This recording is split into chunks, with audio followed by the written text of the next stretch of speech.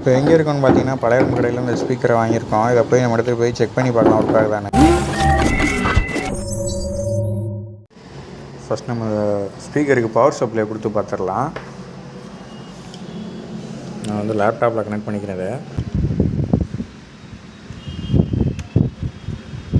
கொடுத்துட்டு நம்ம ஒரு பாட்டை ப்ளே பண்ணலாம்.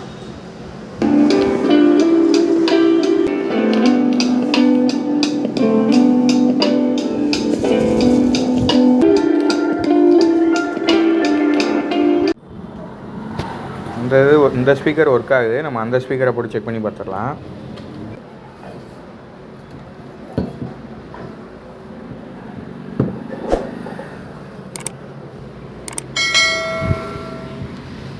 ஒரு audio input, power supply input கொடுத்தாச்சு.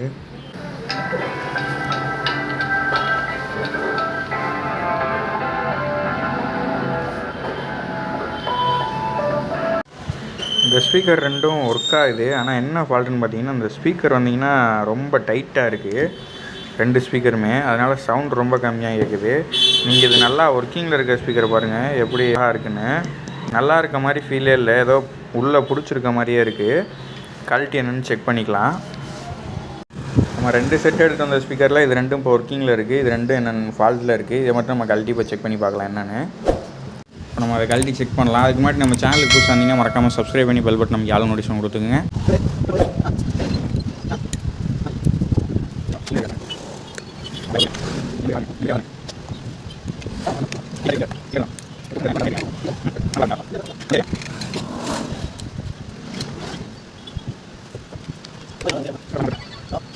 இப்போ நம்ம கழட்டியாச்சு. இதில் நம்ம எதுவும் செக் பண்ணலாம் வேண்டாம். ஏன்னு கேட்டிங்கன்னா இல்லை பெரிய ஃபால்ட்லாம் நமக்கு ஃபஸ்ட்டே ஸ்பீக்கர் ஒர்க் ஆகிடுச்சு. கொஞ்சம் ஸ்பீக்கர் டைட்டாக இருக்க மட்டும்தான் ஃபால்ட்டு.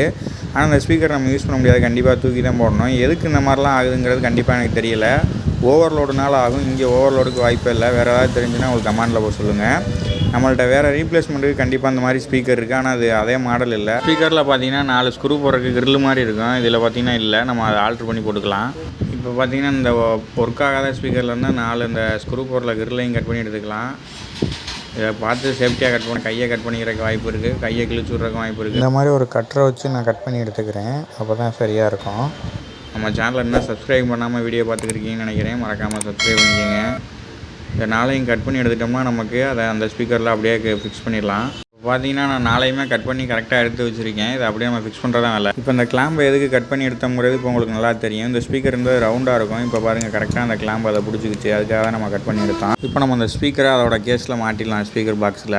இதில் உள்ள ஒரு சின்ன மாற்றம் என்னென்னு பார்த்தீங்கன்னா, நம்ம வாங்கிட்டு வந்தது ஸ்டீரியோ ஸ்பீக்கர். இதில் நமக்கு ஒரு ஸ்பீக்கர் தான் ஒர்க் ஆகுறனால நம்ம மோனோ ஸ்பீக்கராக கன்வெர்ட் பண்ணிட்டோம். ஒரு சிங்கிள் ஸ்பீக்கர் ஒர்க் ஆகிற மாதிரி. டபுள் ஸ்பீக்கர் ஒர்க் இல்லைங்க, நம்மள்ட்ட 1 ஸ்பீக்கர் தான் இருக்குது. அதனால் சிங்கிள் ஸ்பீக்கரை போட்டு நம்ம மோனோவாக மாற்றிட்டோம். அந்த இருக்க ஒரு டம்மியை நம்ம எடுத்து வச்சுக்கலாம். வேறு நெக்ஸ்ட் ஏதாச்சும் ஒரு ப்ராஜெக்ட்டுக்கு யூஸ் பண்ணிக்கலாம். அப்படியே நம்ம க்ளோஸ் பண்ணிடலாம். இப்போ நான் கனெக்ட் பண்ணுறது அந்த சிங்கிள் ஸ்பீக்கரோட ஒரு லைனு. இங்கிட்ட இருக்க 3 ஆடியோ இன்புட்டு, அதுக்கு கீழே இருக்கிறது பவர் சப்ளை இன்புட்டு. இப்போ நான் சால்ட்ரிங் பண்ணுறது ஸ்பீக்கர் இன்புட்டு. அவ்வளோதான், அது முடிஞ்சிச்சு. இப்போ நம்ம க்ளோஸ் பண்ணிக்கலாம்.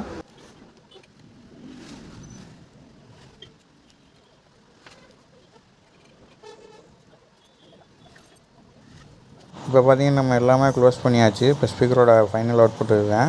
இப்போ நம்ம அதுக்கு பவர் சப்ளை கொடுத்து செக் பண்ணி பார்த்துடலாம். ஆடியோ இன்புட் கொடுத்தாச்சு. இப்போ சவுண்ட் ப்ளே பண்ணுற மாதிரிங்க.